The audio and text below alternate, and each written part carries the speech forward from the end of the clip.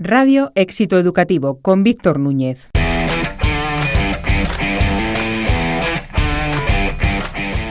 Bienvenidos al episodio 69 de Radio Éxito Educativo, el podcast de los que deciden la educación. En los últimos años estamos viendo cómo el debate universitario se centra muchas veces en cuestiones políticas con la ideología como único telón de fondo. Sin embargo, existen voces acreditadas que trabajan para generar un debate abierto, técnico, riguroso y que permita transformar las instituciones educativas universitarias para que sigan siendo motores sociales, económicos, culturales y también éticos en una sociedad cada vez más desnortada. Las universidades y centros de educación superior viven hoy una tensión permanente entre la tradición y la innovación. Por un lado, son instituciones con siglos de historia y una misión cultural y académica muy profunda. Por otro, están sometidos a una presión creciente para adaptarse a un mundo que cambia a una velocidad sin precedentes. Nuevas competencias profesionales, internacionalización, aprendizaje a lo largo de la vida o colaboración con el tejido empresarial.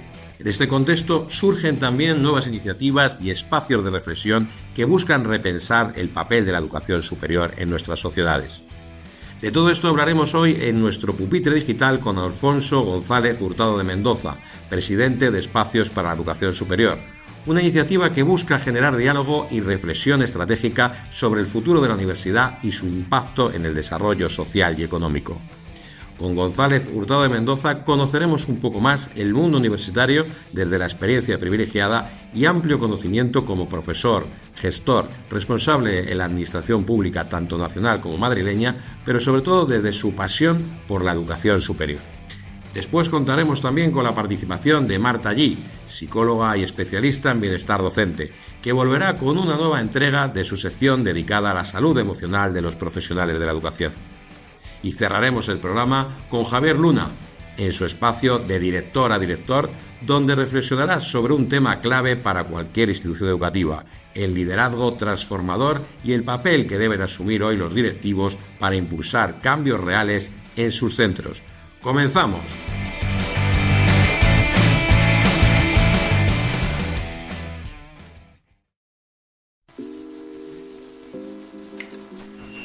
El pupitre digital.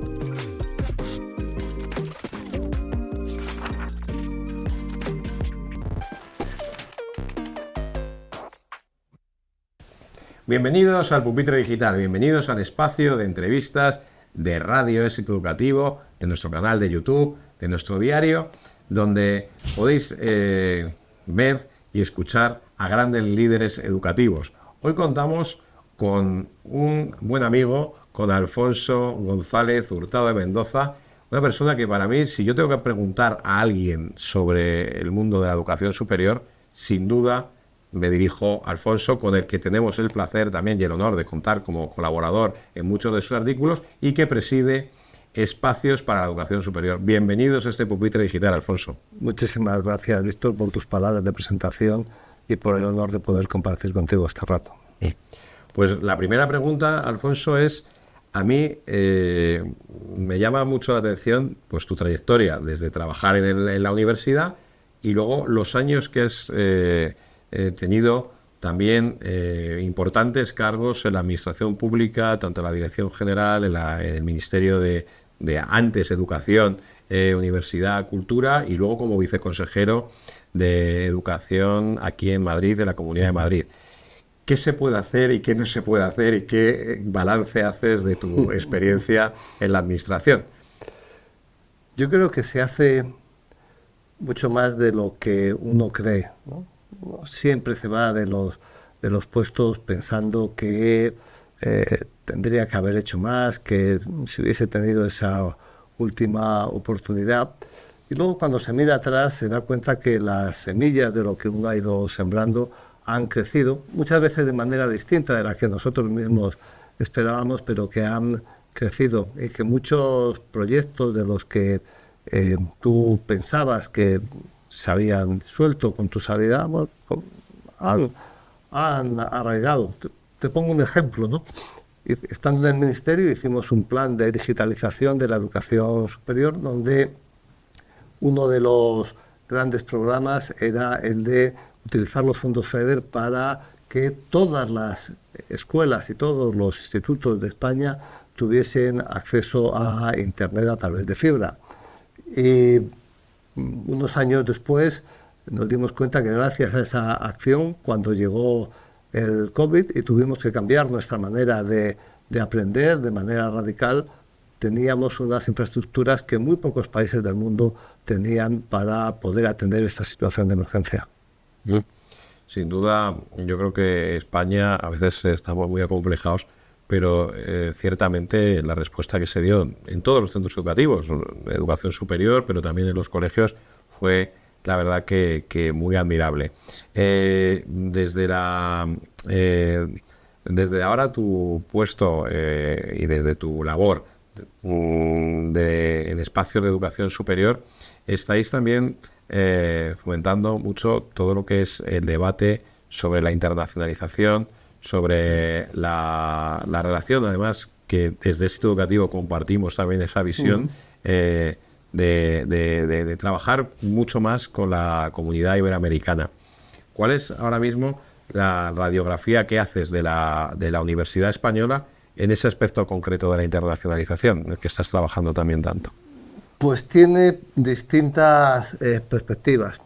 Si lo que queremos ver es las relaciones entre universidades, de el uno y el otro lado del Atlántico, hay una riqueza enorme de relaciones. Hay una cantidad de actividades que se desarrollan. Es difícil encontrar, no te diría una universidad, un departamento en el cual no existan una réplica, una relación estrecha con el ámbito iberoamericano.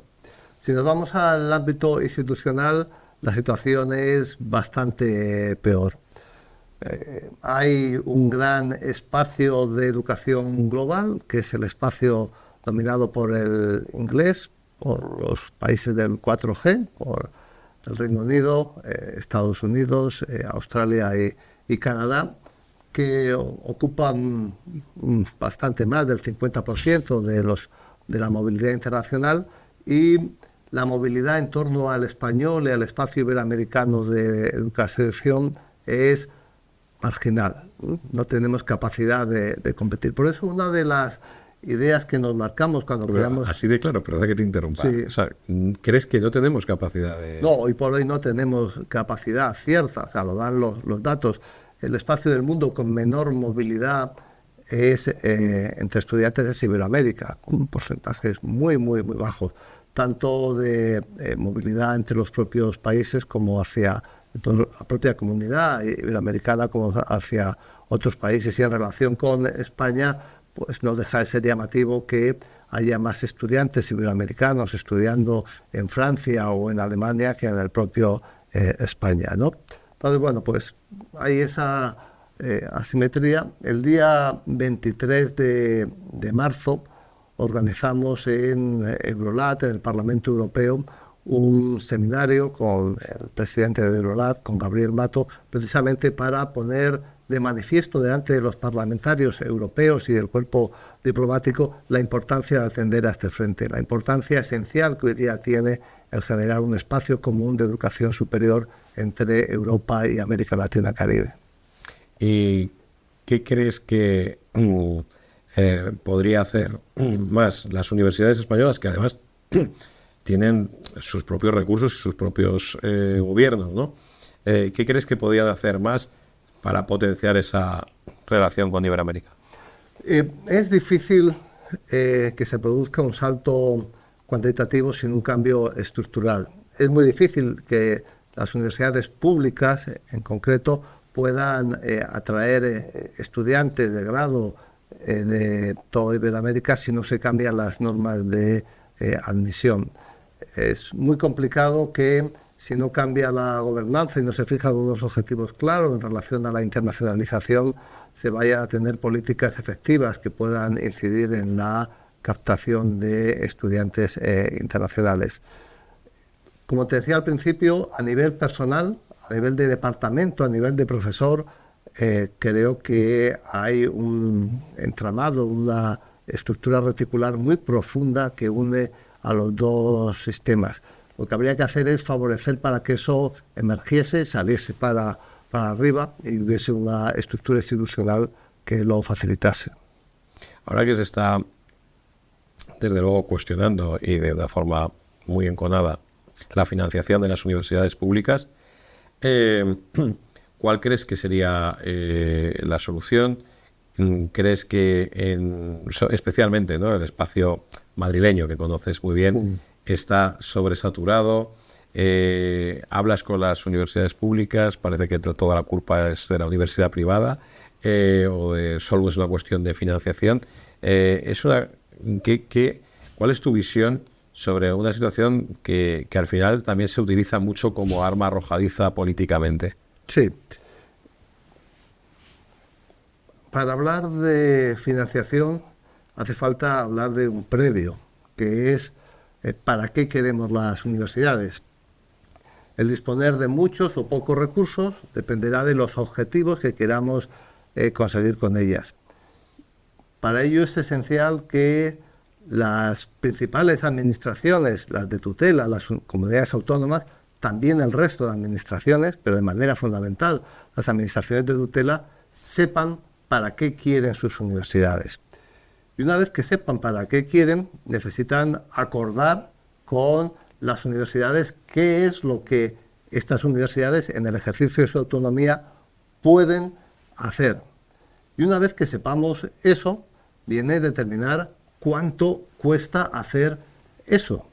Y una vez que sepamos cuánto cuesta, viene un siguiente paso, que es saber quién paga esas actividades. Porque, como decíamos hace un momento, las comunidades autónomas deben aportar una cantidad significativa, pero se debe decidir cuánto aporta para actividades que sean supracomunitarias el Estado, pero también cuánto aportan los municipios y cuánto aportan las familias. Y todo eso es un cóctel complejo que debe de tenerse criterio, que no es sencillo. Conocer la realidad universitaria no es algo sencillo, que supera el simple debate de la mayor o menor financiación. Planteas el caso de la Comunidad de Madrid, su principal característica seguramente sea la asimetría. Hay universidades que tienen por estudiante una cantidad semejante a la media nacional, incluso un poco superior, y hay universidades que tienen 3 veces menos por estudiante que esa media, ¿no? Entonces ahí se plantea un tema que es por qué un estudiante de una universidad pública en la Comunidad de Madrid, según la universidad a la que vaya, recibe 3 veces más fondos que otro, ¿no? Es una realidad compleja. A la pregunta general, ¿hacen falta más recursos? La respuesta es sí, deberíamos de estar una comunidad autónoma como Madrid en la media, por encima de la media de lo que se realiza en el conjunto del país y en las medias de la Unión Europea. Pero, más importante que el cuánto es, primero, saber para qué vamos a utilizar ese dinero. Porque si no sabemos para qué, por mucho dinero que pongamos, no vamos a conseguir resultados que de verdad impacten en la mejora de la vida de los ciudadanos, que es el objetivo último por el cual se financian las universidades públicas. Y en esa financiación de las universidades públicas, ¿qué papel tiene que jugar también precisamente esa internacionalización, esa captación, ese marketing también, esa reputación? Sí. Hace poco publicábamos un artículo en el periódico de Francisco Álvarez, que está haciendo una tesis doctoral sobre reputación, ¿no? Y hacía la estación de la Universidad Complutense, y hacía una valoración, ¿no? Hacía un análisis de la reputación de nuestras, en general, un poco de nuestras universidades, con el caso particular de la Universidad Complutense, de que tenía una gran reputación, o sea, que tenía una mala reputación en estos momentos, pero sin embargo tenía unos muy buenos resultados en muchos indicadores, ¿no? ¿Crees que realmente las universidades españolas también están trabajando bien el tema de su reputación? ¿Crees que también se está, digamos, que haciendo mucha leña, ¿no?, sobre la imagen de las universidades, y que realmente, más allá de lo que digan los rankings internacionales, tenemos bien motivos para sentirnos orgullosos, motivos para sentirnos que tenemos que mejorar mucho? ¿Cómo ves esa cuestión reputacional? Has planteado, Víctor, un abanico enorme de ¿Ves lo que pasa? de temas en la misma en la misma pregunta, por partes, internacionalización. Una universidad debe de decidir cuál es su modelo de internacionalización. ¿Cuántos son los alumnos internacionales y de qué manera se relacionan esos alumnos internacionales? Porque cada vez más se va hacia la transnacionalidad que hacia el desplazamiento físico, que necesita esa universidad para generar un espacio cosmopolita verdaderamente internacional. ¿Tiene sentido que una universidad pública, por muy buena que sea, tenga los mismos datos de estudiantes internacionales que puede tener el Instituto de Empresa? Bueno, pues ahí es una pregunta que debemos de. ¿Es mejor una universidad cuanto más sin límite está internacionalizada? Bueno, es un tema que merece una respuesta que la podríamos dar, ¿no? Pero que nos llevaría a ocupar seguramente toda la sesión. Planteas otro tema que es el de la reputación, ¿no? Las universidades españolas en general no han gestionado su reputación, no lo han necesitado.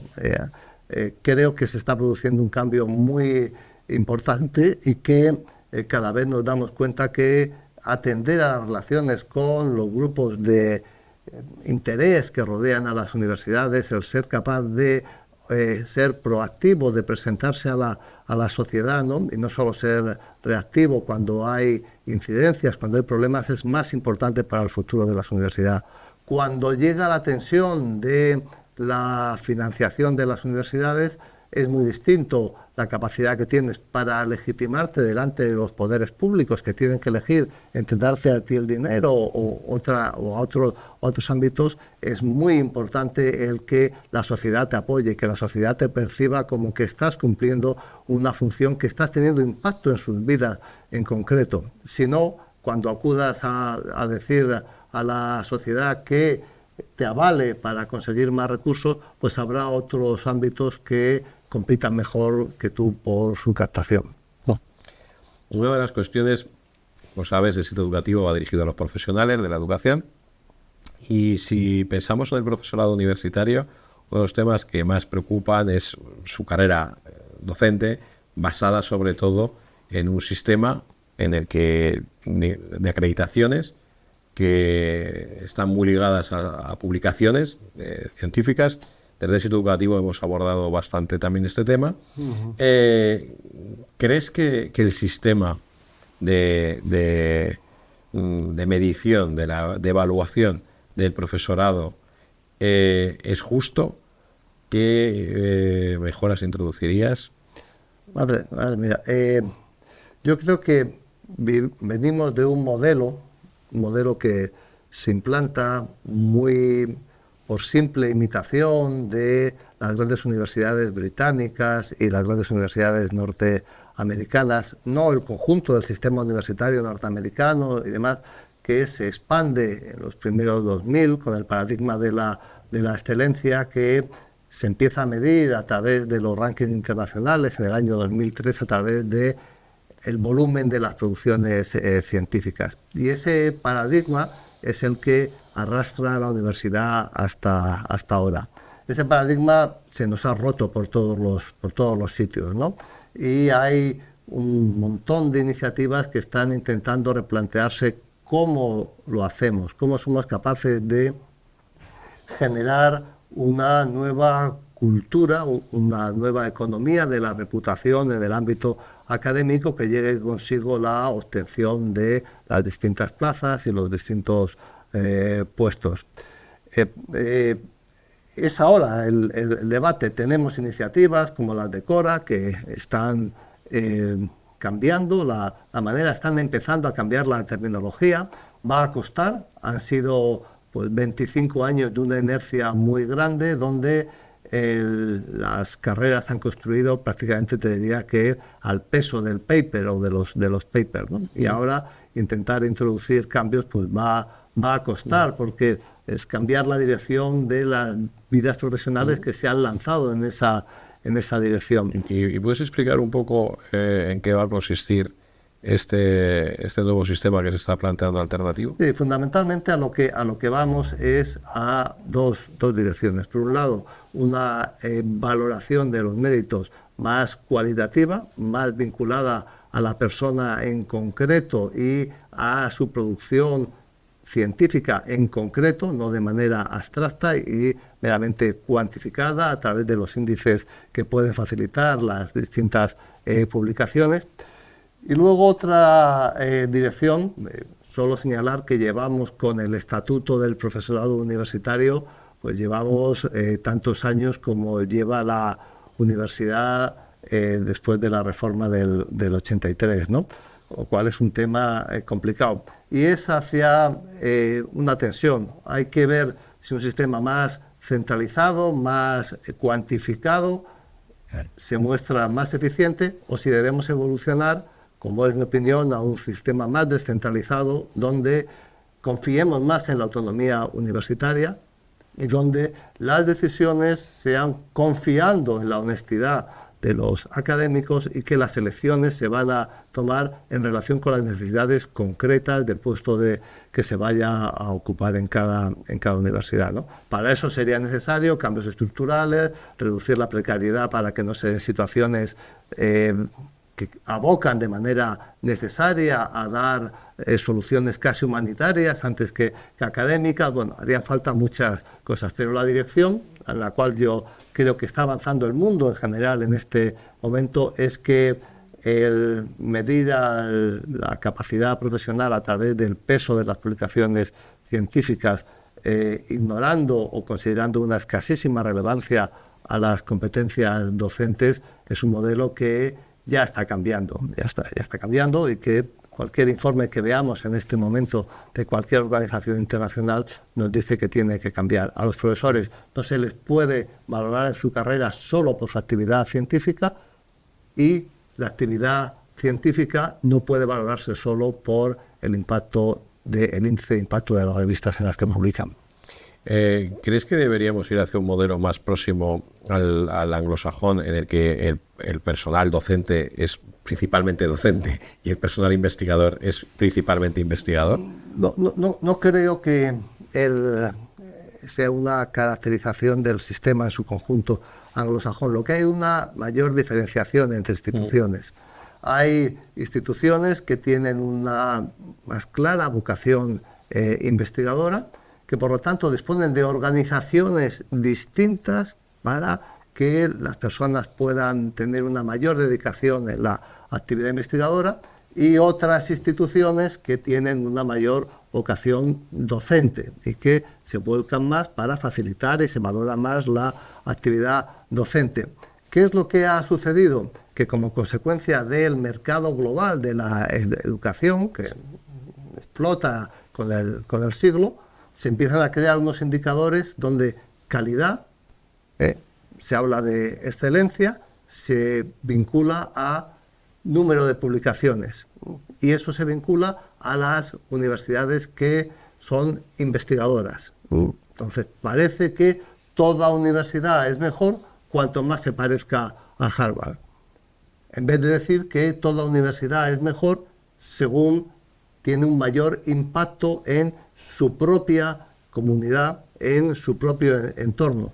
Cuanto más se preocupa de sus estudiantes, en cuanto más se preocupa de sus municipios, de sus empresas, de todo lo que es su entorno, cuidando, por supuesto, su perspectiva, que es la perspectiva de la creación y difusión del conocimiento científico. Desde también tu visión universitaria, pero de la administración también, claro, el observar el sistema educativo también a veces como apartados estancos, ¿no? La universidad por un lado, los colegios por otro, la formación profesional.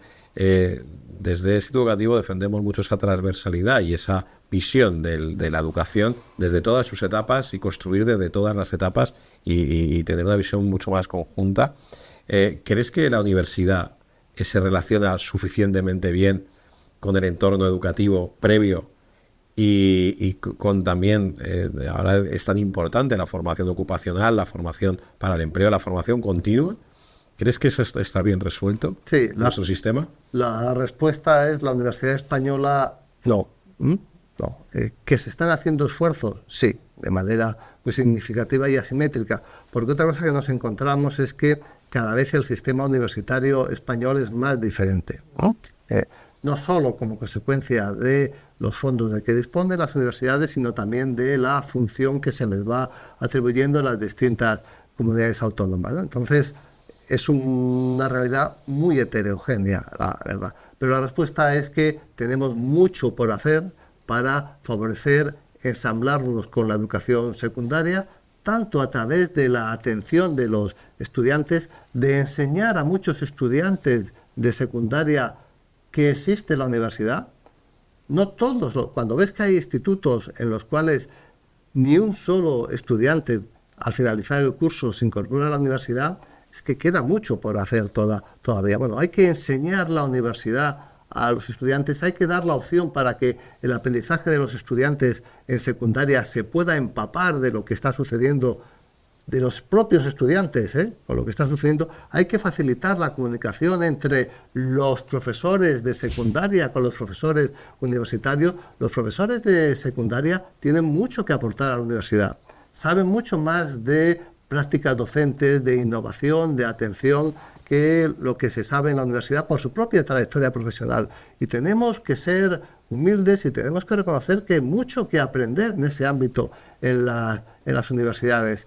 Si te vas al ámbito de la formación profesional, pues podríamos decir otro tanto, ¿no? Desgraciadamente, nuestra ley de formación profesional esbozó un camino que luego no se ha desarrollado, ¿no? Sí se desarrolló en el País Vasco y que creo que debería de ser recogido con carácter general, que es dar una continuidad natural a los estudios de formación profesional superior con los estudios de formación universitaria y no considerar que unos espacios de aprendizaje formales son de un determinado ministerio y por lo tanto se aíslan de lo que sucede en otro ministerio que tiene competencias.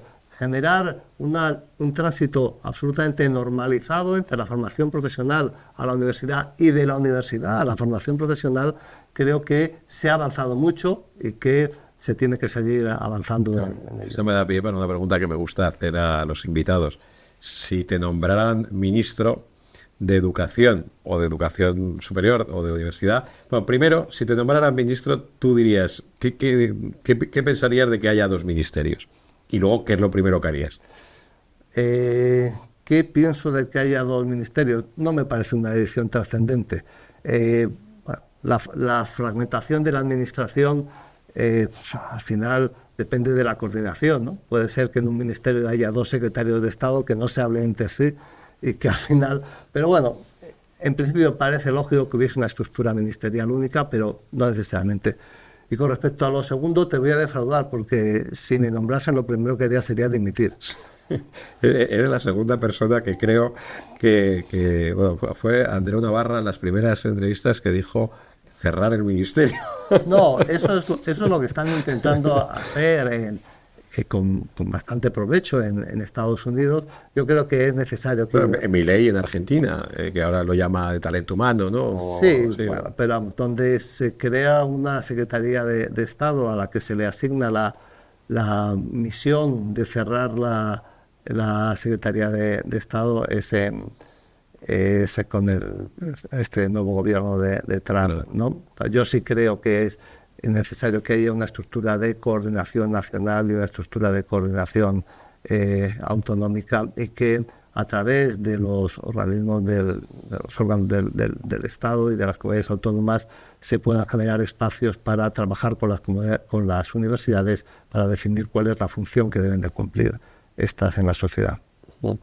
Y ahora todo el mundo, o sea, también en el debate educativo está la IA por todas partes, y la IA desde el punto de vista de la preocupación del día a día, de que los alumnos abusan de la IA, los profesores también abusan de la IA, centros educativos como las Alpha School en Estados Unidos, que son centros donde ya no hay profesores, toda la parte, digamos, que ocupaba el docente, lo hace la IA.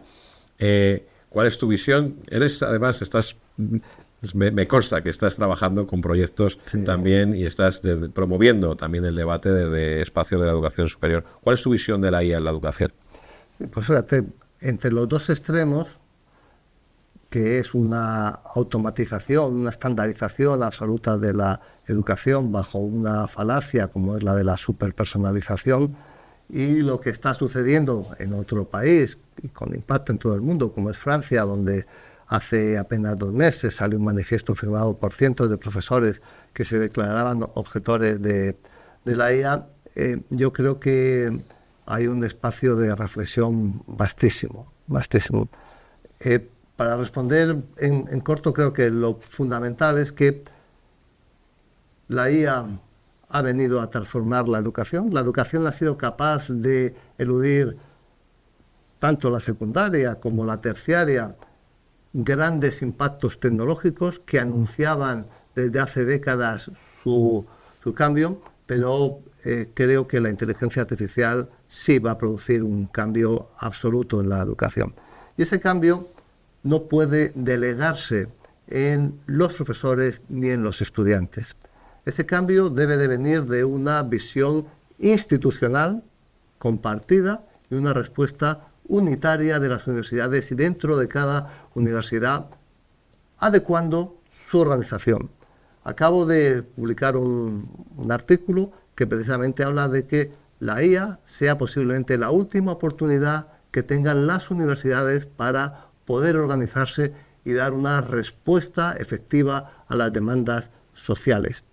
Porque la IA está produciendo un fenómeno... Es un titular, ¿eh? ¿Qué? La última oportunidad. Sí, yo creo que para la universidad va a seguir existiendo siempre dentro de los cientos. Otra cosa es a qué llamamos universidad, que es el título precisamente del artículo. Y si no reaccionamos ahora, seguramente terminaremos llamando universidad a una realidad dual donde haya un proceso de alta hiperpersonalización, automatizado, de bajo coste, dirigido a un segmento de la población, abocado a seguir instrucciones y a obedecer y a tareas de poco valor, y volverán a surgir instituciones de élite que atiendan de manera personal a los estudiantes, que se generen entornos compartidos de aprendizaje, que sepan gestionar la complejidad, llamados a la formación de los líderes, ¿no? El boom de la democratización de las universidades después de la Segunda Guerra Mundial, que nos va llegando la ola cada vez más débil de aquella explosión, creía que las universidades eran el principal instrumento para generar una sociedad más equitativa, más justa, donde no se hubiese llegar a una situación de polarización que terminase desencadenando una Segunda Guerra Mundial, con la que tuvimos la tragedia de padecer la humanidad. En uno de los últimos artículos que hemos publicado en Éxito Educativo reivindicas también el papel, no hay universidad sino estudiantes. Aquí hemos hablado mucho de los políticos, hemos hablado de los profesores. Sí. ¿Cuál es el papel que tienen que jugar? Y se debería pensar mucho más, tú apoyas esa participación mucho más activa. Sí, ese es uno de los temas que más me irritan en este momento, ¿no? La utilización partidista de cualquier tema para generar polarización y generar conflicto. En la doctrina y en la literatura internacional, en este momento en el mundo, da igual que te vayas a cualquier país, hay una profunda convicción. La fuerza que tiene capacidad de transformar la universidad es el estudiantado. Solo el estudiantado, solo implicando al estudiantado en su propio aprendizaje y en la transformación de la institución y en el impacto de la institución en la sociedad, vamos a conseguir que tengamos dentro de 30, 40 años una institución universitaria que siga respondiendo a los valores de los que ahora defendemos, que es la universidad. Y eso es lo verdaderamente determinante. Todo el mundo ahora se plantea la idea de los estudiantes no como simples repositorios sobre los cuales se vierte el conocimiento, sino como creadores de conocimiento. Todo el mundo se plantea ahora mismo la necesidad. ENCUA acaba de sacar su último informe sobre la presencia de los stakeholders en los procesos de calidad, y lo más llamativo es que reivindica ENCUA, la agencia de calidad, que los estudiantes deben de participar activamente en la toma de decisiones.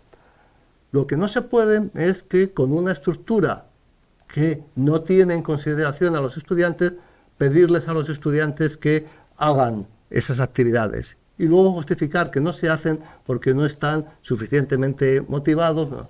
Es un problema de la institución. Es la institución la que tiene que darse cuenta que tiene que transformarse para hacer realidad que los estudiantes se impliquen en su aprendizaje y en la mejora de la institución. Pues, Alfonso, esta entrevista siempre la coronamos, la cerramos con una misma pregunta. ¿Cómo sueñas el mejor centro educativo del mundo? Madre mía. Pues el mejor centro educativo del mundo en educación superior, pues lo veo aquel que facilite que su entorno esté orgulloso de él y que tenga una red de conexiones internacionales que permita llevar lo que está sucediendo en su territorio a los lugares de referencia internacionales en otros ámbitos y traer lo que está pasando en esos otros lugares a su territorio para el beneficio de su comunidad. Una institución capaz de co-crear, de hacer entre todos un mundo mejor. Pues Alfonso, un placer como siempre, un lujo tenerte en el Pupitre Digital, un lujo tenerte como colaborador también habitual en el Instituto Educativo y desde luego desde aquí les animamos también a que sigan Espacios en Educación Superior todos los análisis, todos los informes, todos los buenos artículos y entrevistas que también tenéis en ese espacio para todos los que amamos la universidad. Muchas gracias y os invitamos a seguirnos a diario en institutoeducativo.net, en nuestras redes sociales, nuestro podcast, canal de YouTube, etc. Gracias.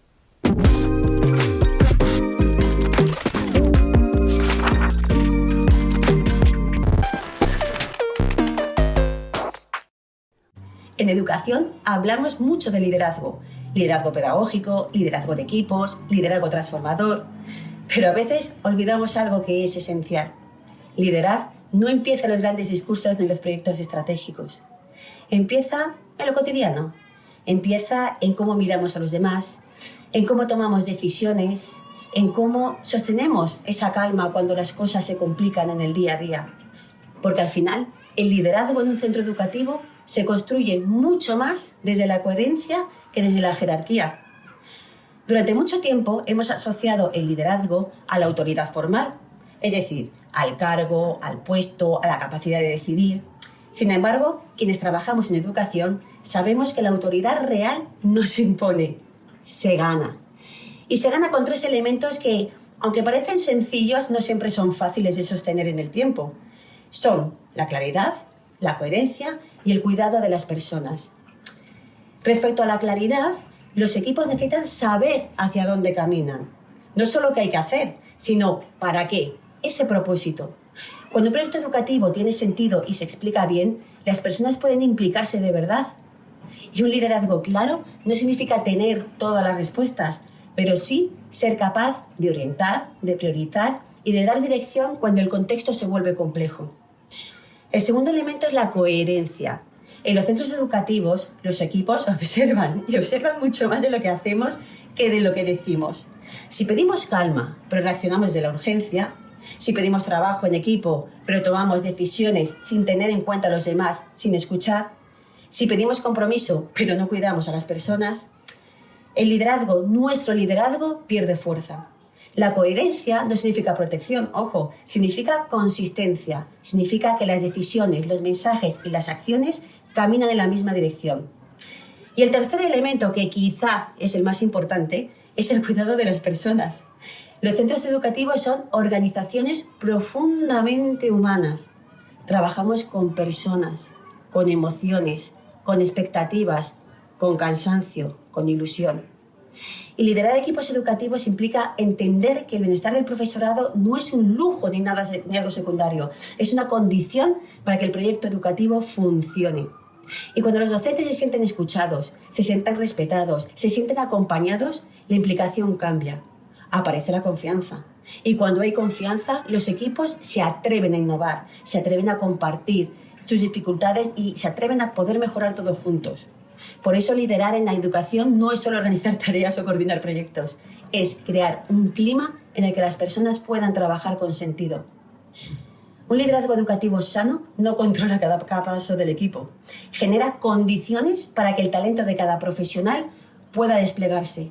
Implica escuchar antes que decidir, explicar antes que exigir y sostener el equipo incluso en los momentos de mayor presión. En realidad, liderar en educación tiene mucho que ver con lo mismo que pedimos a los docentes en el aula: claridad en el marco, coherencia en las decisiones y una presencia adulta que acompaña sin dejar de marcar rumbo.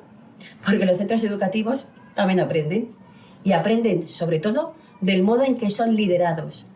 Cuando el liderazgo transmite estabilidad, sentido, confianza, el proyecto educativo se fortalece. Cuando transmite tensión, improvisación constante, el desgaste del equipo aparece muy rápido. En educación hablamos mucho de innovación, de metodologías, de proyectos, pero muchas veces olvidamos que el verdadero motor de un centro educativo son las personas que lo sostienen cada día. Por eso, quizá una de las preguntas más importantes para cualquier líder educativo no es solo qué queremos cambiar, sino cómo estamos sosteniendo a las personas que lo hacen posible. Porque al final, los proyectos educativos no avanzan solos, avanzan gracias a las personas que creen en ellos.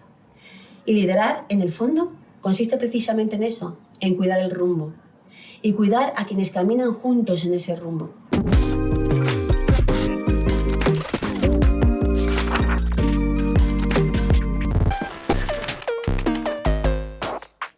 Hola, soy Javier Luna y esto es Éxito Educativo, una conversación de director a director. Hoy, claves para un liderazgo transformador. En un mundo en un constante cambio, donde la educación enfrenta desafíos cada vez más complejos, el trabajo en equipo y la motivación emergen como pilares fundamentales para transformar los centros educativos, transformarlos fundamentalmente en espacios de aprendizaje dinámicos, colaborativos y resilientes. No basta con que cada miembro de la comunidad educativa haga su trabajo de forma aislada o individual, es necesario que exista una sinergia real, un sentido de propósito compartido y sobre todo también estrategias que permitan no solo la eficiencia, sino también la satisfacción personal y profesional. Creo profundamente en que la clave del éxito en cualquier institución educativa reside en el factor humano. Un equipo docente motivado, un personal de administración comprometido y una comunidad escolar cohesionada pueden marcar una gran diferencia entre un centro educativo funcional y uno verdaderamente inspirador. La pregunta clave entonces es: ¿cómo construir equipos que trabajen de forma efectiva y que además mantengan su entusiasmo y compromiso a lo largo del tiempo? Yo creo que aquí yo frenaría un momento, porque es importante entender que en nuestra gestión educativa y en el liderazgo, incluso personal, tantas veces que la cuestión no es buscar o encontrar una respuesta, sino formular la pregunta adecuada. Y esto es precisamente lo que pretendo con esta pregunta, que sea lo suficientemente adecuada para poder llegar a una respuesta fehaciente, una respuesta que realmente dé sentido a lo que yo estoy buscando. La respuesta entonces se encuentra, en este caso, en la intersección entre liderazgo, confianza y metodologías innovadoras. Ojo, cuando hablo de innovación no me refiero a eliminar todo lo que existe a día de hoy y empezar a inventar nuevas metodologías. Es archisabido que metodologías de toda la vida también funcionan, simplemente tenemos que encontrar esa herramienta o esa metodología adecuada que dé respuesta a cosas puntuales que hoy están sucediendo en el aula y fuera del aula, por cierto. El trabajo en equipo, por tanto, no es simplemente una técnica organizativa. El trabajo en equipo es un motor de cambio. En un entorno donde la educación requiere creatividad, innovación y resiliencia, la capacidad de colaborar eficazmente se convierte en una competencia indispensable. Ahí está la clave. Pero ¿qué hace que un equipo educativo funcione bien?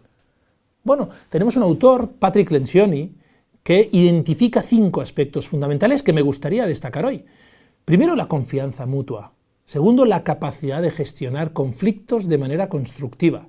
Tercero, el compromiso con los objetivos comunes. Cuarto, la responsabilidad compartida y la orientación a los resultados como quinto factor.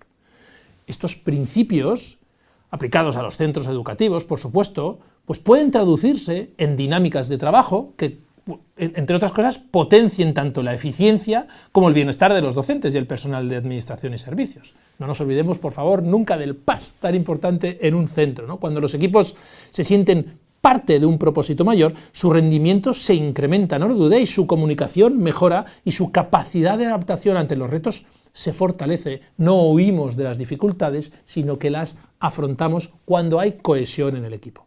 Sin embargo, el trabajo en equipo no surge de la nada. El trabajo en equipo necesita de un entorno que lo favorezca. La confianza, por ejemplo, es el pilar sobre el que se construyen equipos sólidos, pero la confianza hay que trabajársela también. En los centros educativos esto significa crear espacios seguros donde los docentes y el PAS puedan compartir ideas, pueden expresar preocupaciones y colaborar sin miedo a juicios o represalias que pueda haber.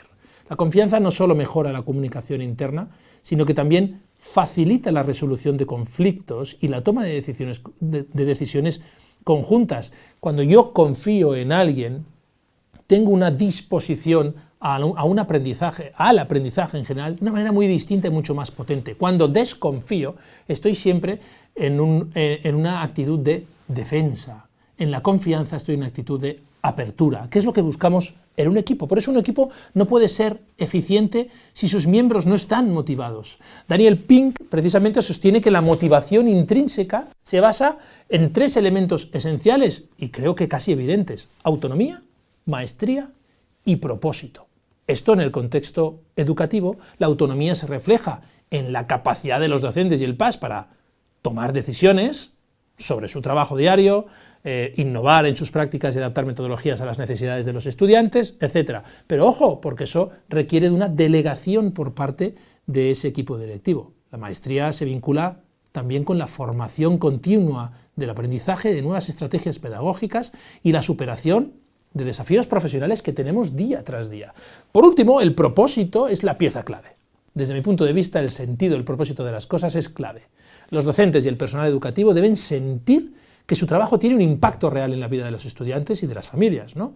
Y por tanto, en la comunidad escolar. Si no hay impacto, no hay motivación. La motivación no puede dejarse al azar.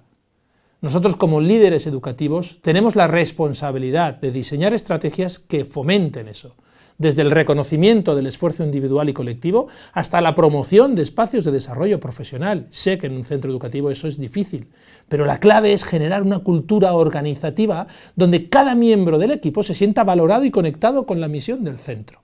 Yo creo que eso es absolutamente clave. Y el futuro de la educación no se construye en solitario.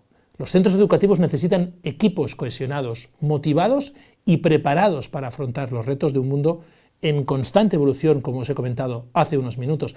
La clave está en combinar estrategias de liderazgo efectivas con metodologías innovadoras que potencien la colaboración y la creatividad.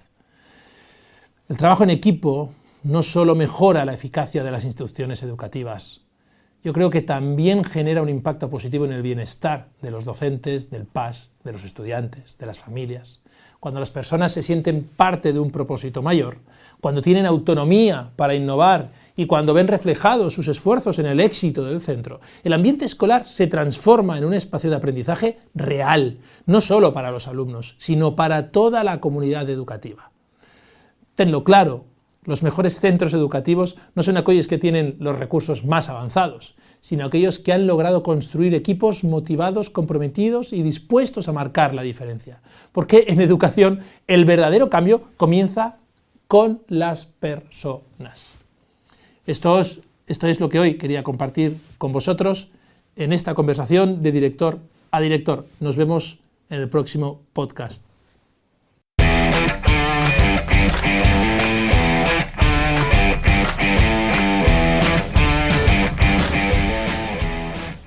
Y hasta aquí el episodio 69 de Radio Éxito Educativo. Un saludo de Víctor Núñez y nuestro agradecimiento a Pedro Gañán, Mar de los Santos y todo el equipo técnico del Grupo CEFUDIMA. También a School Market, primera agencia de marketing educativo. Os animamos a formar parte de nuestro club de directivos con éxito si aún no lo conocéis, Os dejamos el enlace en la descripción del programa y a mostrarnos vuestro apoyo con vuestros likes, vuestros comentarios, suscribiros al programa o también a nuestra newsletter semanal. Muchas gracias, muchos éxitos, mucha fuerza y educación de calidad para todos.